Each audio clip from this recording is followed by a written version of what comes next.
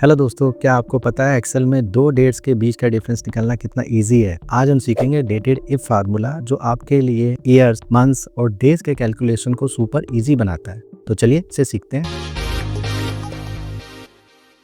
तो पहले एग्जांपल में हमें एम्प्लॉयज के कुछ नाम दिए हुए हैं, उनका ज्वाइनिंग डेट है और करंट डेट है हमारे पास। तो हमें इसमें निकालना क्या है, इसका टेन्योर, ईयर्स में कितने इसको साल हो चुके हैं हर एम्प्लॉय को, और क्या वो एलिजिबल है प्रमोशन के लिए हमारी कंडीशन के अकॉर्डिंग। तो हम सबसे पहले इसका टेन्योर्स निकाल लेते हैं डेटेड इफ फार्मूले के through. Dated if bracket start करते हैं तो सबसे पहले हम यहाँ पर स्टार्टिंग डेट लेंगे, ज्वाइनिंग डेट। नेक्स्ट में हम करंट डेट ले लेंगे एंड कोमा लगा के, क्योंकि ईयर्स में हमें शो करना है तो यहाँ पे डबल कोट में वाई टाइप करेंगे, तो ब्रैकेट क्लोज करके एंटर मार देंगे और इस फार्मूले को पूरे कॉलम में ड्रैग कर देंगे। तो ये हमारा टेन्योर्स ईयर्स में निकल कर आ गया है हर एम्प्लॉय का। अब ये प्रमोशन के लिए एलिजिबल है या नहीं है हम यहाँ पे आसानी से शो करा सकते हैं। हम कंडीशन लगा देते हैं, if this tenure greater than 5 years, या 5 ईयर्स से इक्वल भी कर सकते हैं हम, कोमा यस, अदरवाइज नो। अगर 5 या 5 साल से ऊपर हो गए हैं किसी एम्प्लॉय को तो वो एलिजिबल है प्रमोशन के लिए, अदरवाइज नहीं है। तो हम फार्मूले को ट्रैक कर देते हैं। तो यहाँ पे आप चेक कर सकते हैं 2 ईयर्स है तो ये एलिजिबल नहीं है।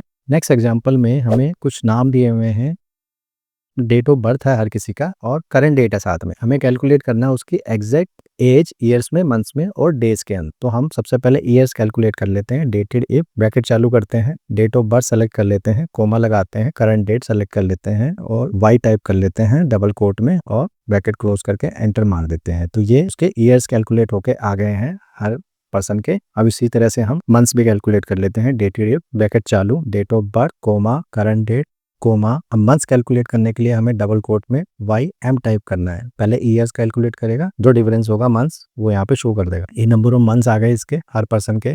अब डेज भी शो कर लेते हैं, is equal to dated if date of birth, comma, current date, comma, double quote में MD, मंथ्स के बाद डेज कैलकुलेट करके यहाँ पे शो कर देगा और इसे भी ट्रैक कर देते हैं। तो ये जितने भी RHAC सेंटर कर देते हैं इसको शॉर्टकट की से। तो ये हमारे जितने भी पर्सन के ईयर्स, मंथ्स और डेज कैलकुलेट होके आ गए डेटेड इफ फार्मूले से। हमारे डेटेड इफ के नेक्स्ट एग्जांपल में हमें प्रोजेक्ट के कुछ नाम दिए हुए हैं, उसका स्टार्टिंग डेट है प्रोजेक्ट का और उसकी कितनी डेडलाइन है। तो अब डेडलाइन से कितने डेज बचे हैं वो हमें यहाँ पर कैलकुलेट करने हैं। तो फार्मूला लगाते हैं, is equal to dated if bracket चालू। तो यहाँ पर हम टुडे का फार्मूला यूज करते हैं क्योंकि आज से हमें कैलकुलेट करना है कि कितने डेज बचे हैं डेडलाइन से। कोमा लगाते हैं एंड उसके बाद हम डेडलाइन वाले सेल को सेलेक्ट कर लेंगे एंड उसके बाद कोमा लगा के हम डबल कोट में डी टाइप करेंगे, खाली नंबर ऑफ डेज के लिए, टोटल डेज कैलकुलेट करेगा ये, एंड एंटर मार देंगे और इस फार्मूले को पूरे कॉलम में ड्रैग कर देंगे। तो आप देख सकते हैं डेडलाइन से ये इतने डेज बच गए हैं आज की डेट। तो ये 31/12/2024 से आज,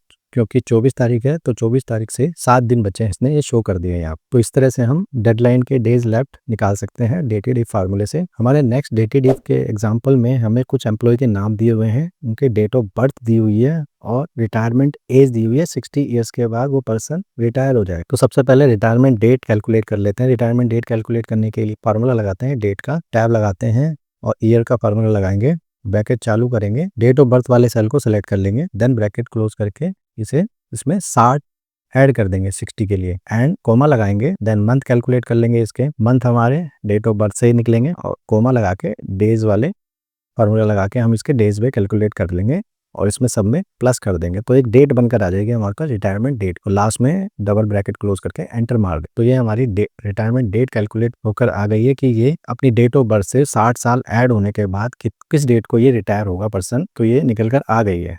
अब हमें रिटायरमेंट डेट में कितने साल बच गए हैं ईयर्स में वो यहाँ पे शो करानी है। तो इसके लिए हम फार्मूला लगाते हैं, इफ टैब लॉजिकल टेस्ट के लिए टुडे, अगर आज से ये जो डेट है वो बिगर देन होगी, बड़ी होगी, तो यहाँ पर तो 0 टाइप कर लेगा। उसके बाद यहाँ पे हम डेटेड इफ का फार्मूला लगाते हैं, ब्रैकेट चालू, टुडे से कैलकुलेट कर लेते हैं ये कि आज से ये कितना डिफरेंस आ जाएगा रिटायरमेंट डेट से। रिटायरमेंट डेट वाले सेल को सेलेक्ट कर लेते हैं, देन ईयर्स में इसको शो करा कितने साल इसके बचे हैं और लास्ट में एंटर मार देंगे। तो यहाँ पे शो कर देगा कितने साल उसके बचे हैं। अभी ये 20 दिसंबर 2024 है तो यहाँ पे इसके कुछ भी टाइम नहीं बचे क्योंकि ओवर हो चुका है आज से। यहाँ पे 1 साल बचा है इसका, यहाँ पे 2 ईयर्स बचे हैं इसके, 3 ईयर्स बचे हैं, 4, 5 ईयर्स और यहाँ पे कुछ भी नहीं बचे क्योंकि ऑलरेडी ओवर हो चुकी है इनकी। तो इस तरह से हम रिटायरमेंट काउंटडाउन की डेट यहाँ पे कैलकुलेट कर सकते हैं। अगले एग्जाम्पल में हमें पर्सन की एज कैलकुलेट करनी है ईयर्स में कि कितने साल का हो गया है और उसको हम कैटेगराइज करेंगे का एज ग्रुप में। तो हम सबसे पहले इसकी एज निकाल लेते हैं, is equal to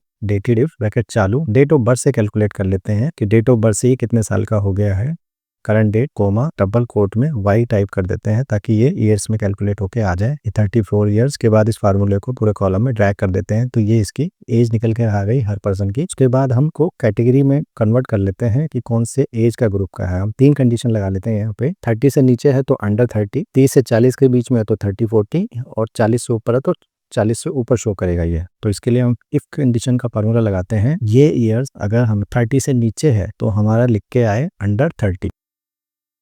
next condition है हमारी, इफ ये अगर हमारा 40 या 40 से कम है तो लिख कर आए हमें 30 से 40 के बीच में, अदरवाइज लिख कर आए हमें अगर फॉल्स कंडीशन तो अबव 40। तो जितने भी बचेंगे वो 40 के ऊपर आ जाएंगे और एंटर मार देंगे और इस फार्मूले को पूरे कॉलम में ड्रैग कर देंगे। तो आप देख सकते हैं ये कैटेगरी हमारी निकल कर आ गई है। ये अंडर 30 आ रहा है, ये वो 40 आ रहा है, 30 अबव 40 और 30 और 40 के बीच में जो शो कर रहे हैं। तो इस तरह से हम एम्प्लॉयज़ को कैटेगराइज कर सकते हैं। तो इस तरह से हम सारे डेटेड इफ के फार्मूले यूज करके अपने कंडीशंस को कैलकुलेट कर सकते हैं जो भी हमारी कंडीशन दी गई है। तो आई होप आपको डेटेड इफ का फार्मूला क्लियरली समझ में आ गया होगा। तो ये वीडियो आपको हेल्पफुल लगा तो इसे लाइक और शेयर करना ना भूलें। मिलते हैं नेक्स्ट वीडियो में, तब तक के लिए बाय, थैंक यू।